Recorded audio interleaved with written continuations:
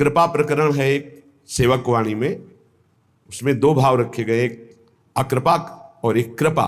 कृपा प्रकरण में देखिए, जब तीसरी भूमिका आती है कृपा पात्र की, पहली भूमिका है मुख वर्णत हरिवंश, चित्तनाम हरिवंश रति, मन सुमिरन हरिवंश, यह जो कृपा हरिवंश की।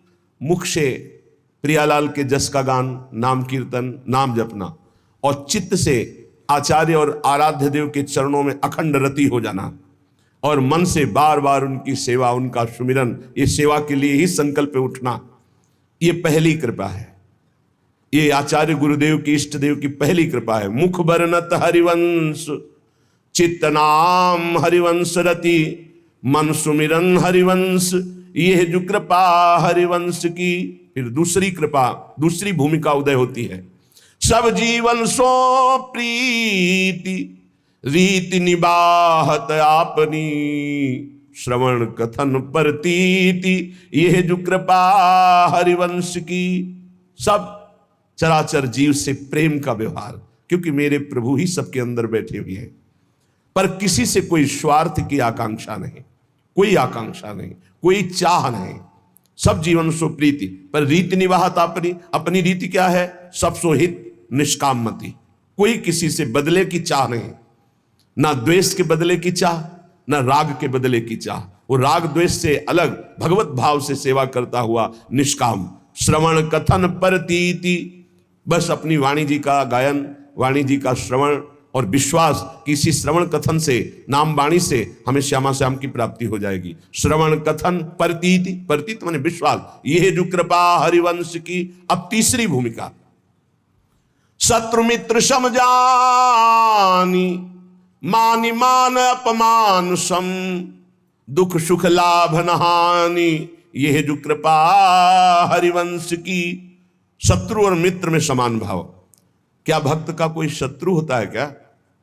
नहीं, भक्त की तरफ से कोई शत्रुता नहीं होती, पर जो तमोगुणी आंतरिक हृदय वाले होते हैं उनको भक्त का यश चुभता है, उनको भक्त की जो उन्नति है भागवतिक, वो उनको खाए डालती है। अब वो हर प्रकार से सोचेंगे इसका कैसे पतन करूं, इसका अपयश हो जाए, इसका नाश हो जाए, तो वो शत्रुता का भाव करे, पर आपके हृदय में फर्क नहीं पड़ना चाहिए। ये तीसरी भूमिका हमारे प्रेम रस प्राप्ति की। शत्रु मित्र समझानी, जैसे बड़ाई करने वाला, सम्मान करने वाला, ठीक वैसा ही आपको दिखाई देना चाहिए निंदा करने वाला, अपमान करने वाला। वैसे तो निंदा करने वाला ज्यादा पूज्य है। क्यों? क्योंकि वो हमारे अशुभों का नाश कर रहा है।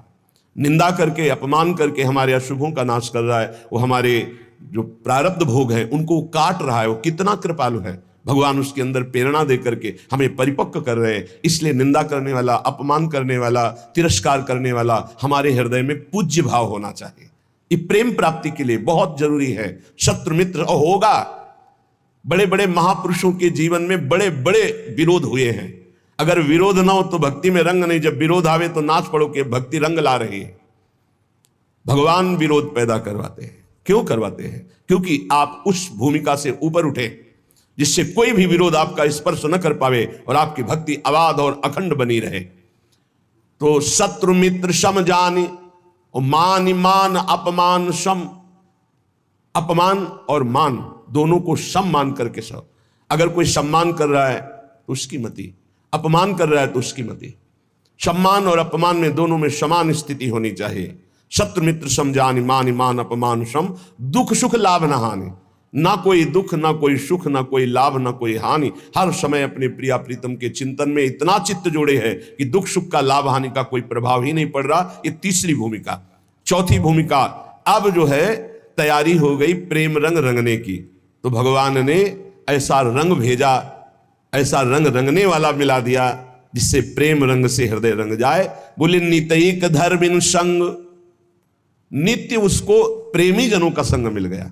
बड़ा कठिन है, सही संग मिल जाना बड़ा कठिन है। भगवान की कृपा से मिलता है, नहीं तो मिलावट ऐसी प्रपंच की बनी रहती है कि चित्त निर्विकार होकर प्रभु में लगने के लिए अगर तैयारी भी करे तो भी फिसल कर प्रपंच में फंस जाए। नित एक धर्मिन संग, बहुत संग मिले वो संग नहीं। इष्ट मिले और मन मिले, मिले भजन रस रीति, तहां निशंक होए मिलिए, तासों कीजे प्रीति। जहां अपना इष्ट मिले, जहां भजन की रस रीति मिले, जहां अपना मन मिले, ऐसा सत्संग मिल जाए तो बहुत जल्दी प्रेम रंग की प्राप्ति होती है। नित्य एक धर्मिन संग, जब श्री प्रियालाल के प्रेमी जनों का संग मिला तो नित्य नवीन प्रेम का प्रादुर्भाव होने लगा। नित्य एक धर्मिन संग तो रंग बढ़त नित नित सरस, फिर नित नित प्रेम अभंग, ये जो कृपा हरिवंश की। जहां ये चौथी भूमिका आई तो पांचवी भूमिका में लीला दर्शन होने लगता है। निरखत नित्य विहार, पुलकित तन रोमावली, आनंद नयन सुधार, ये जो कृपा हरिवंश की। नेत्र खुले हैं बंद, वो प्रिया प्रीतम की रूप माधुरी लीला माधुरी में डूबा हुआ आनंद सुप्रवाह करता हुआ एक एक क्षण महाप्रेम में व्यतीत हो रहा है।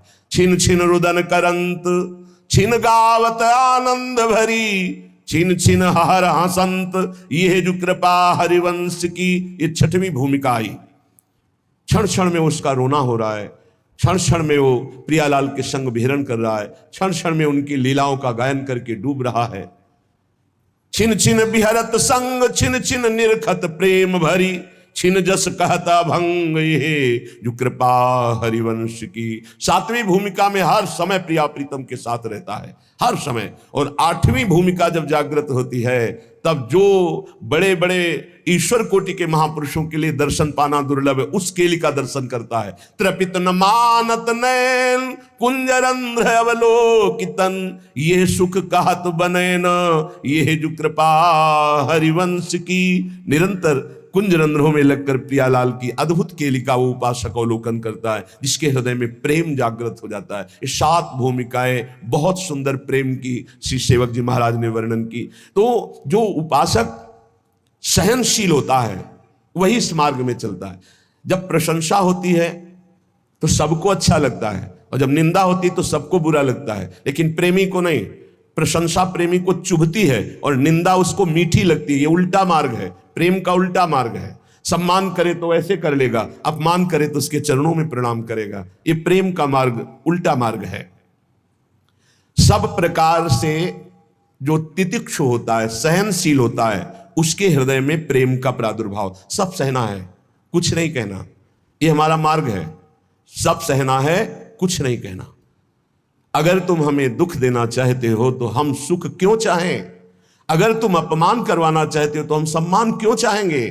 प्रभु, यदि आप निंदा करवाना चाहते हो तो हम प्रशंसा क्यों चाहेंगे? हम तो आपकी चाह में चाह मिलाए हुए। ये प्रेमी का हृदय होता है। प्रेम बड़ा पवित्र होता है, निर्दोष होता है। छल, कपट, बेईमानी, स्वार्थ, स्वसुख वांछा, ये प्रेम में छू नहीं जाती। जहां प्रेम प्रकाशित होता है वहां छल नहीं होता, कपट नहीं होता, छुपाव नहीं होता, बेईमानी नहीं होती, स्वार्थ नहीं होता। बड़ी दिव्यता होती है, क्योंकि प्रेम दिव्य है तो विशुद्ध जिसके हृदय में जागृत होता है उसे दिव्य कर देता है। अब पार्थिव बुद्धि शरीर रागी वो दिव्य को कैसे जान पाएगी? तभी उसको आश्चर्य होता है, ऐसा कैसे हो सकता है, ऐसा कैसे हो सकता है? अरे सांप का छोटा बच्चा गरुड़ को खा जाएगा। अगर भगवान कृपा दृष्टि से देख ले तो है छोटा सा लघु ब्याल खाए गरुड़, गरुड़ को खा जाए। मस्कई कहीं बिरंची अजय मसकते हीन, ब्रह्मा को मच्छर बना दे, मच्छर को ब्रह्मा बना दे, जड़ को चैतन्य, चैतन्य को जड़, कर तुम अकर तुम अन्यथा कर तुम, सर्व समर्थ प्रभु का प्रेम प्रकट हो गया तो दिव्यता। जब दिव्य प्रेम, दिव्य प्रभु की कृपा का प्रभाव होता है तो पार्थिव बुद्धि नहीं समझ पाती। श्री जी की कृपा, लालजू की कृपा, उनकी कृपा का केवल स्वाद। अभी वो कृपा हट जाए तो अभी बोलना की आवाज नहीं निकलेगी।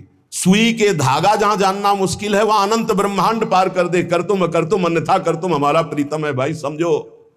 ये माया भगवती ऐसी आंधी चलाएगी कि तुम हमारी बात न पकड़ पाओ, और बाद में देख लेना तुम्हें समझ में आएगा कि क्या हमने खो दिया।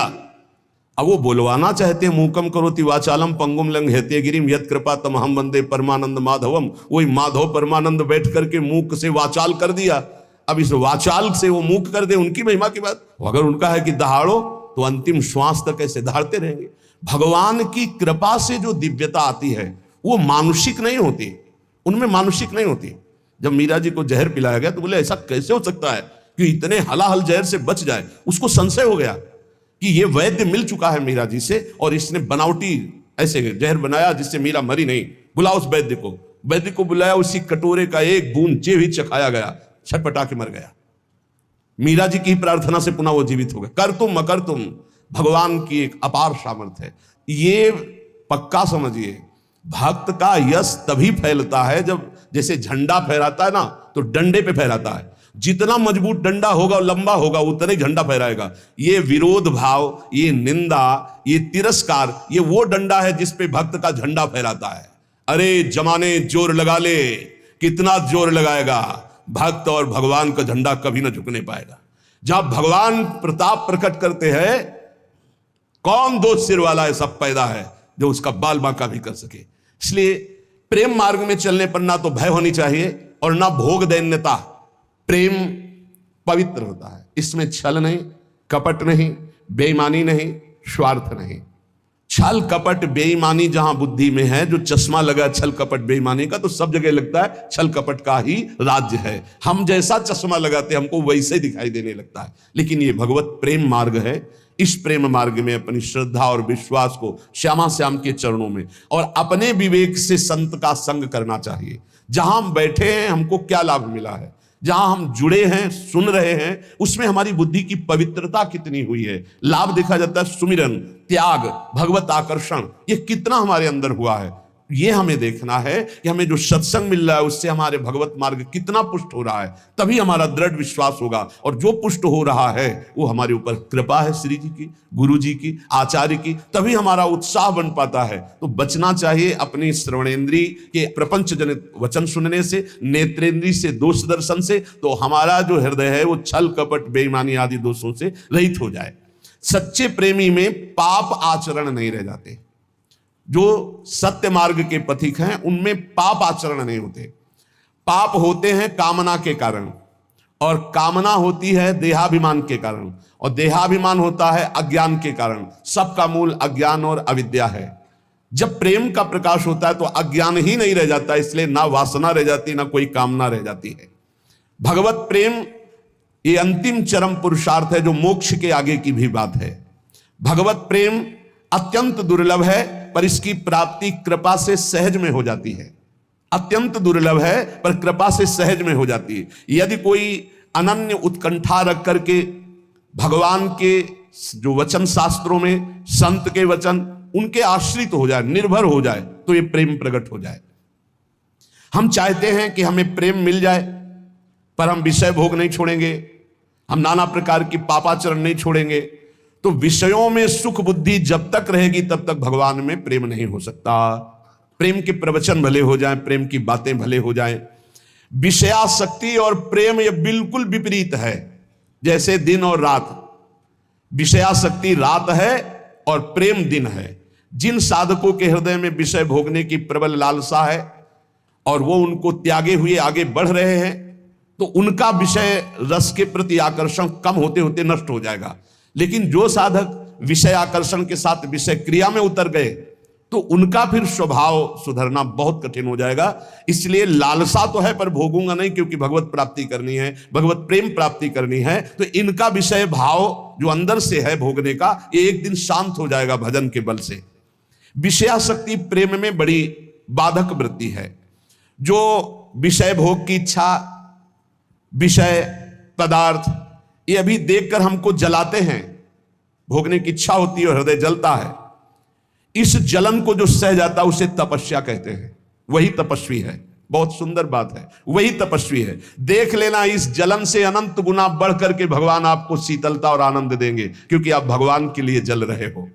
भगवान में ममता और आसक्ति हो जाएगी इस जलन को सहने से। सह जाओ, ये जलन सहना पड़ेगा। निंदा की जलन, अपमान की जलन, काम की जलन, क्रोध की जलन, ये सह गए तो भारी तपस्या, इसका परिणाम होगा अनंत गुना बढ़ करके भगवान आपको सुख देंगे। और नहीं सहोगे तो जलते रहोगे। क्रोध आया, गाली दे दिया, वो तुम्हें 4 गाली देगा और जलो। काम आया, भोग लिया और तृष्णा होगी। ऐसे ही जितना तुम विकारात्मक क्रियाओं की तरफ जाओगे उतने ही भ्रष्ट होते चले जाओगे। सह गए उतने ऊंचे उठते चले जाओगे। प्रेमी को ऐसा अनुभव होने लगता है कि मेरा शरीर प्रभु को समर्पित है, ये प्रभु की वस्तु है, मैं इसे भोग नहीं सकता, ये प्रभु की धरोहर है। मेरा मन प्रभु को समर्पित है, अब जाए जहां जाए प्रभु संभाले।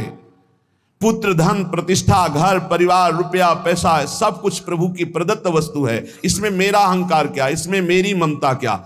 ऐसे भक्त के हृदय में प्रेम का प्रकाश होता है। जिसके हृदय में प्रेम स्फुरित होता है उसके हृदय की स्थिति सर्वदा आनंद ही आनंद, आनंद ही आनंद, हर समय आनंद। जहां हमारा स्व प्रभु से मिला, स्वयं आनंद की उत्पत्ति हो गई। अभी स्वाभिमान देह में है, स्वाभिमान प्रियालाल के चरणों में गया, आनंद ही आनंद है। उसी के लिए रोज सत्संग, रोज साधना हो रही। किसी समय प्रियालाल हमारे अहंकार को मिटा दें, स्वीकार कर ले। भगवत प्रेम में कृपा की बाट जो ही जाती है। कब गुरु कृपा होगी कि हमारे हृदय प्रेम जागृत हो, कब प्रियालाल की कृपा होगी। कम से कम इतनी तड़पन तो हो ही जाए कि दिन में कई बार अपने अंदर अभाव पैदा हो कि मेरे अंदर प्रेम नहीं जागृत हुआ, अभी प्रभु का प्रेम जागृत नहीं हुआ। ना नाम से प्रेम है, ना धाम से प्रेम है, ना प्रियालाल से प्रेम है। ये भगवत प्रेम की बातें सुनकर कच्चा उपासक डरने लगता है कि इतनी जलन सहनी पड़ेगी, पर सच्चा उपासक यही आग की ज्वाला से चलना है। चढ़ी के मैंने तुरंग पे चली वो पावक माए। अरे मन घबरा जाता है कि अच्छा ये जलना पड़ेगा भगवत मार्ग में, तो जलना तो पड़ेगा। इधर जल लो, थोड़ी दूर जलन है फिर आनंद है, और इधर तो जलन ही जलन है। जलत ज्वालम, ये संसार जलती हुई ज्वाला के समान, काम, क्रोध, लोभ, मोह, मद, मत्सर। प्रेम का मार्ग थोड़ी दूर का ये जलन वाला है। इसे देखकर कायर पुरुष वापस हो जाता है, भोगों में फंस जाता है। परंतु जो इस आग में कूद पड़ता है, उसके लिए आग चंदन से भी शीतल बनकर के महासुख देने वाली बन जाती। केवल डरना नहीं है, ये डराता है कुछ नहीं। ध्यान मत दीजिए, नाम जप कीजिए, लीला गायन कीजिए, सत्संग सुनिए। जो ही आगे बढ़े तो शीतलता ही शीतलता, आनंद ही आनंद। प्रेम, प्रेम में समस्त क्रियाएं केवल प्रभु के निमित्त की जाए, या प्रेमी की समस्त क्रियाएं केवल प्रभु के लिए होती है। देखो, गोपीजन अपने पति की सेवा, घर में सोनी लगाना, धान कूटना, गाय की सेवा करना, दुग्ध दुहना, दही मथना, पर ये सब कर रही हैं, लेकिन इनका उद्देश्य है श्री कृष्ण प्रसन्नता, और इनके हृदय में हर समय है श्री कृष्ण चिंतन। इन दो भाव से बहुत ऊंची दशा को प्राप्त हो जाती है। क्रियाएं सब सांसारिक है, क्रियाएं सब सांसारिक है, आप विचार करके देख लीजिए, लेकिन चिंतन और क्रियाओं का फल श्री कृष्ण प्रसन्न होंगे, क्योंकि उनका आराधन कर रही है। हर क्रिया में श्री कृष्ण का चिंतन कर रही है, हर क्रिया श्री कृष्ण की प्रसन्नता के लिए कर रही, श्री कृष्ण के लिए कर रही। इसी से प्रेम प्राप्त हो जाता है। भगवत प्राप्ति के लिए कोई नए अनुष्ठान की जरूरत नहीं। ये भ्रम पैदा किया जाता है अपने दिमाग में कि कहीं दूर चल के गुफा में या ऐसा तब भगवत प्राप्ति। नहीं, ऐसा नहीं। जो गुफा में है, अगर वो संसार का राग त्यागे नहीं तो उनको भगवत प्राप्ति नहीं होती। अगर घर में है और आप सारी घर की क्रियाएं भगवत अर्पण कर दें और नाम जप कर रहे हैं और प्रभु से अपना संबंध स्वीकार कर लिए हैं, जो हमारा संबंध जन्म जन्मांतरों से है। पहला संबंध तो है ही कि हम भगवान के अंश हैं। दूसरा गुरु प्रदत्त संबंध होता है, सखा या वात्सल्य या गोपी या सहचरी। अपने संबंध को जो मान रहा है, सारी क्रियाएं प्रभु के लिए कर रहा है, हर समय नाम स्मरण कर रहा है, बिल्कुल भगवत प्रेम प्राप्त हो जाएगा, निश्चित भगवत प्राप्ति हो जाएगी। कहने की प्रेम में एक बड़ी दिव्यता है। प्रेम में श्रृंगार है पर राग नहीं है, श्रृंगार है पर राग नहीं है। प्रेम में भोग है पर शरीर संयोग नहीं है। बहुत ऊंची बात है। प्रेम में भोग है पर शरीर संयोग नहीं है।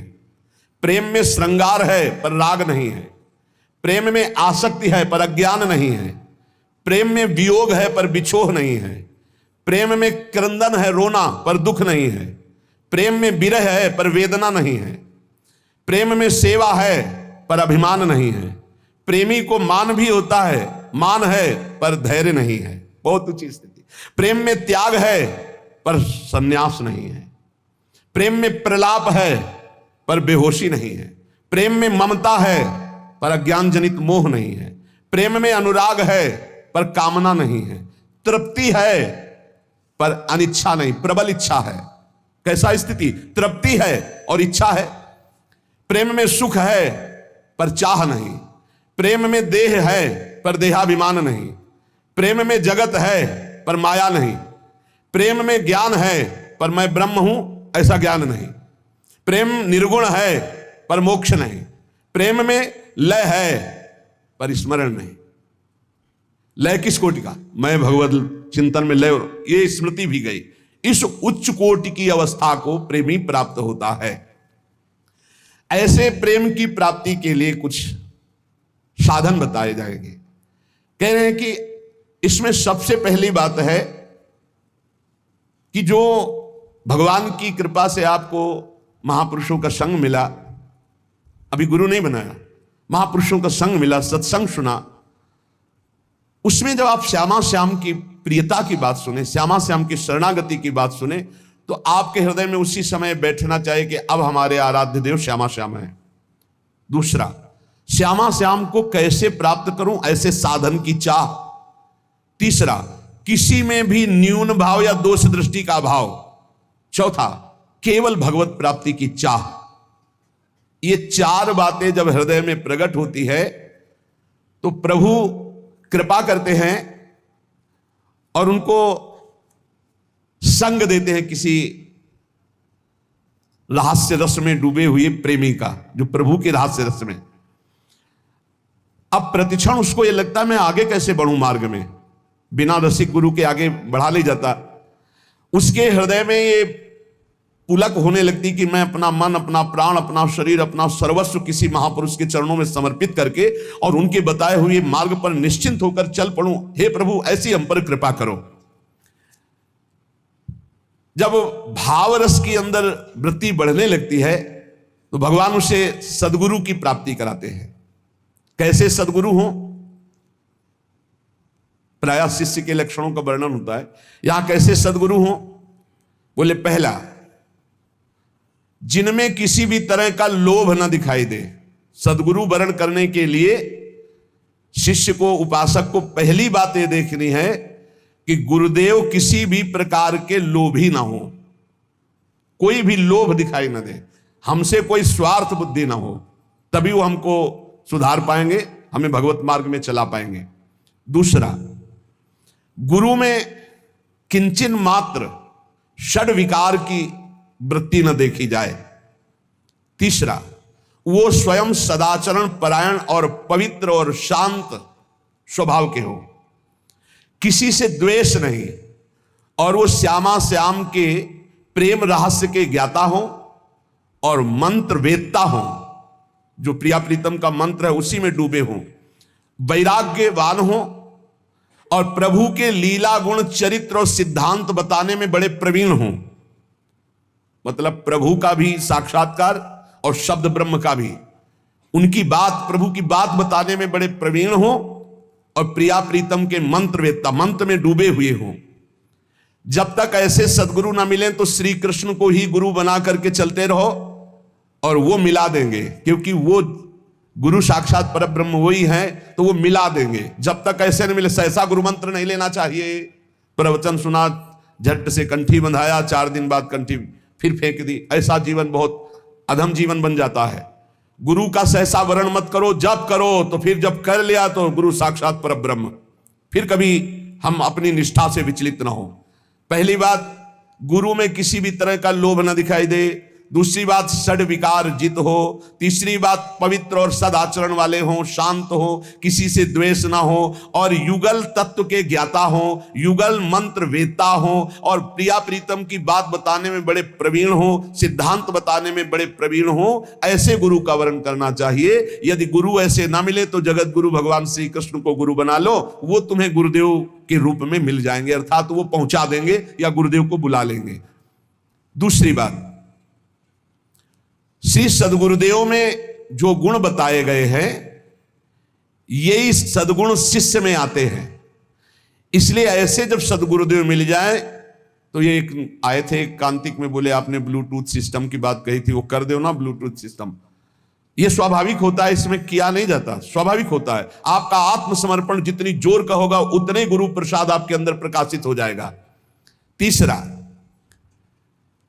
जो परम ईश्वर है, सर्वोपरि हैं, सर्वशक्तिमान हैं, सर्वव्यापी हैं, सर्वमय हैं, सर्वातीत हैं, अचिंत्यानंत गुण संपन्न हैं, अखिल रसामृत सिंधु हैं, भक्तवांछा कल्प तरु हैं, नित्य बिहारी हैं, अज हैं, अविनाशी हैं, परब्रह्म हैं, सर्वदेव पूज्य हैं, सर्वदेव स्वरूप हैं, परब्रह्म के भी परम आश्रय हैं, नित्य निर्गुण हैं, निराकार हैं, निर्विकार हैं, निरंजन हैं, अप्रमेय हैं, अनवद्य हैं, अकल हैं, अचल हैं, अनामय हैं, सच्चिदानंद घन हैं, अचिंत चिन्मय विग्रह हैं। ऐसे हमारे इष्ट देव श्यामा श्याम हैं, ऐसे हमारे इष्ट देव श्यामा श्याम है। इसका मतलब अपने श्यामा श्याम को जब देखा तो ये सब कुछ श्यामा श्याम ही है, ऐसा सर्वोपरि भाव रख करके ममता इष्ट देव के चरणों में करे।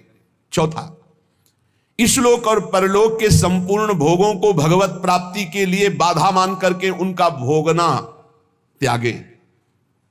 अगर भोगों में मन लगा रहेगा, इंद्रियां लगी रहेंगी, तो भगवान में कौन सा मन और कौन सी इंद्रियां लगाएंगे।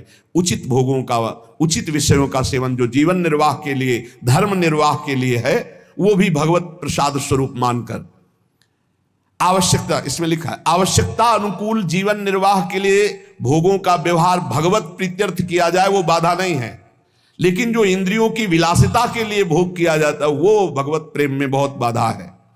किसी भी वस्तु में, व्यक्ति में, स्थान में यदि आसक्ति ममता थोड़ी भी रहेगी तो प्रिया प्रीतम में प्रेम होना बहुत कठिन हो जाएगा। पांचवा, प्रभु श्री कृष्ण और श्री किशोरी जी ये कोई स्त्री पुरुष नहीं है। सच्चिदानंद प्रभु अपने आप को दो रूपों में करके खेल रहे हैं।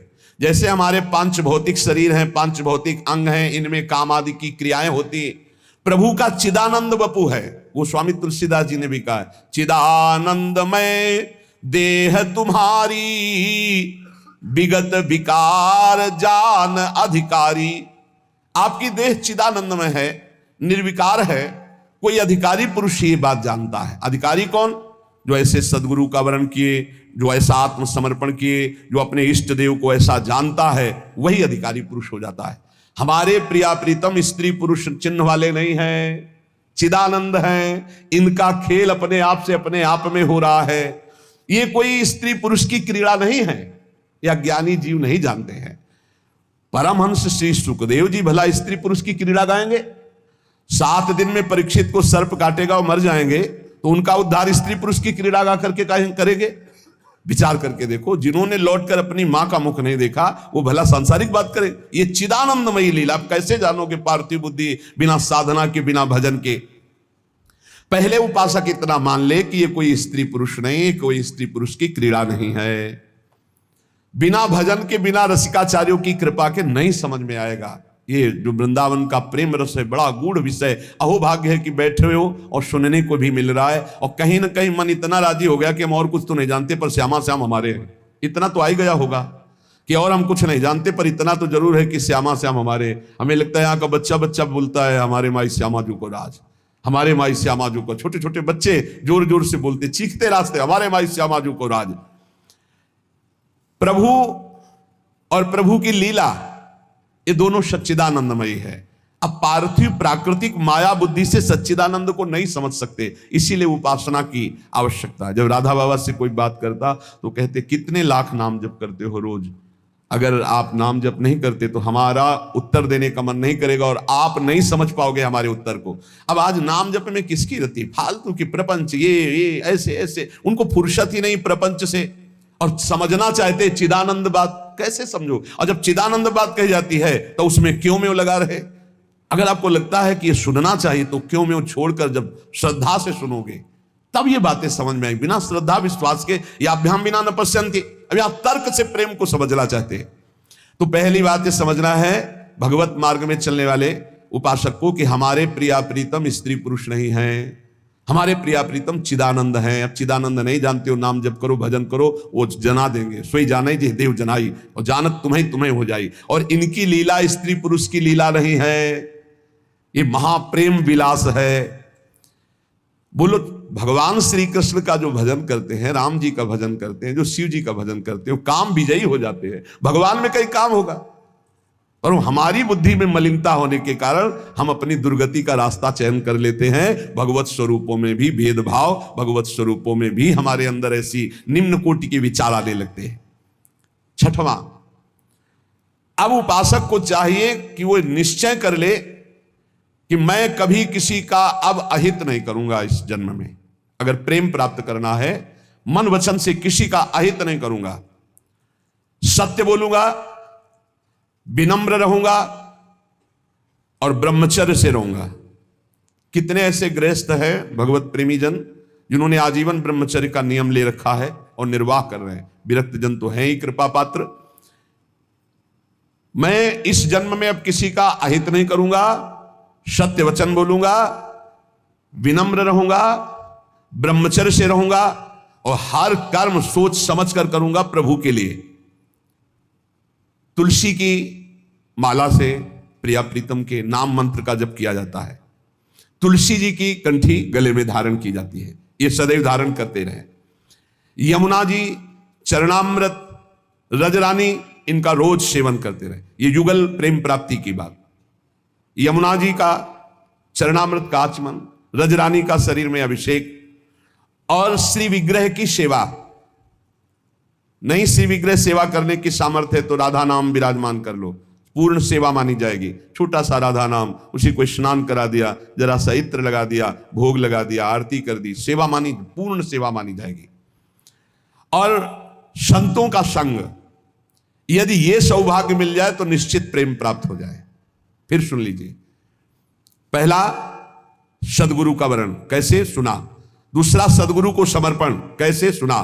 तीसरा अपने इष्ट को क्या समझना, जो पूरा वर्णन किया गया। और चौथा संपूर्ण लोक परलोक के भोगों का त्याग, उचित भोगों का भोग जो धर्म और जीवन निर्वाह के लिए है। पांचवा, हमारे प्रभु कोई स्त्री पुरुष नहीं है, उनकी लीला स्त्री पुरुष जनित लीला नहीं, चिदानंदमयी।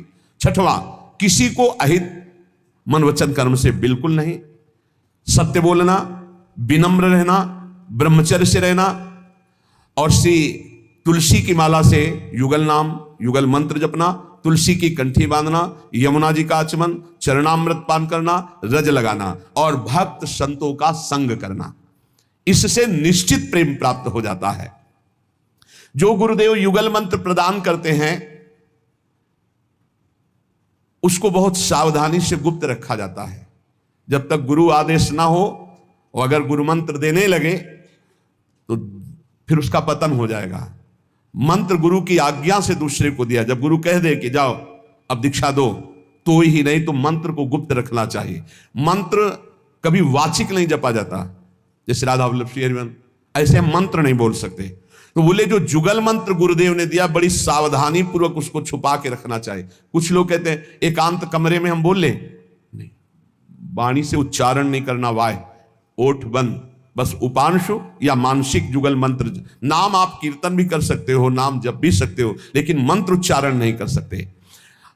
भगवान नाम कीर्तन का नियम ले लेना, ये प्रेम प्राप्ति के लिए अत्यंत आवश्यक है। हर गृहस्थी को, हर साधक को चाहिए। अपने यहां तो अखंड नाम कीर्तन गुरु कृपा से हमें लग रहा है काफी समय से चल रहा है, वर्ष 2 वर्ष हो गए होंगे,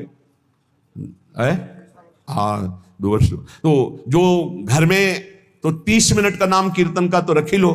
आप अपने अपने घर में अगर 30 मिनट रख लो तो बहुत जोर की बात है, ना हो तो 15 मिनट रख लो, पर नाम कीर्तन जरूर करना चाहिए। जिस घर में नाम कीर्तन होता है वहां किसी भी प्रकार के विघ्न नहीं आते, भूत प्रेत पिशाच है, दुनिया के टुटका, दुनिया के सब नहीं आते। नाम कीर्तन बहुत मंगलमय है। जहां भगवान नाम कीर्तन होता है जितनी आवाज जाएगी वहां तक कोई भी विघ्न आपको परास्त करने वाला नहीं आएगा। कि जैसे भूत है, प्रेत है, पिशाच है, कई तरह के ऐसे गण हैं, कई तरह के ऐसे विनायक हैं, कई तरह के ऐसे अशुभ जन हैं जो अमंगल करने वाले हैं। तो नाम कीर्तन से बहुत लाभ मिलता है। घर में पवित्रता पूर्ण रूप से बनी रहेगी यदि आप 30 मिनट नाम कीर्तन कर लें, 15 मिनट नाम कीर्तन कर लें। ये सत्संग व्यर्थ न जाने दें, इसको अपने जीवन में उतारे।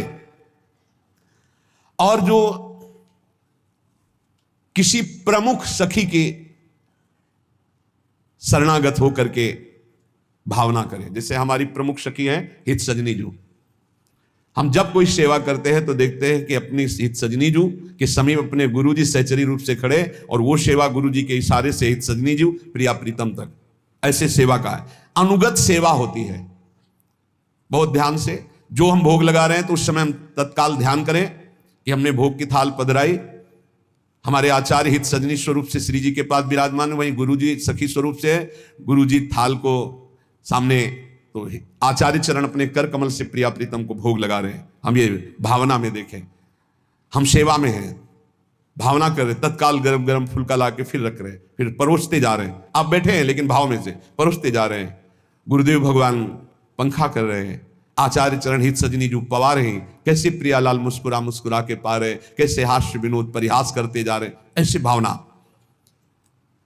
नवा, नित्य निरंतर अपने को, अपने भजन को, अपनी सेवा को, ये सब करुण भाव दैन्य भाव से इष्ट देव के चरणों में समर्पित करते रहना। सब सेवा हुई और भाव किया, प्रभु इस सेवा का फल यही सेवा मिलती रहे, इस भजन का फल भजन में रुचि हो जाए, सेवा का फल सेवा, भजन का फल भजन, और कोई चाह नहीं। इसी से प्रिया प्रीतम प्रसन्न हो जाते हैं, जब हम कोई चाह कोई मांग नहीं करते। करुण प्रार्थना जरूर करनी चाहिए। सेवा करने के बाद दंडवत, दंडवत के बाद आप बोलो या ना बोलो, 2 मिनट खड़े होकर हृदय से जरूर प्रार्थना करो। अपने दोषों को उनके सामने रखो। प्रभु देख लो, मैं आपका दास कहता हूं फिर भी कामी हूं। प्रभु देख लो, मेरे अंदर ये दोष है, हे नाथ आप कृपा करो, इन दोषों से मुझे बचा लो। 10वां, ये काम विकार बहुत आगे तक रहता है, इसलिए निराश मत होना। ऐसा नहीं है कि आप इसको 2-4 मिनट में मिटा दें, ऐसा नहीं। ये स्फुरित होता रहता है बहुत आगे तक, जब तक भगवत साक्षात्कार नहीं होगा तब तक। जहां भगवत साक्षात्कार हुआ फिर इसकी गुंजाइश नहीं।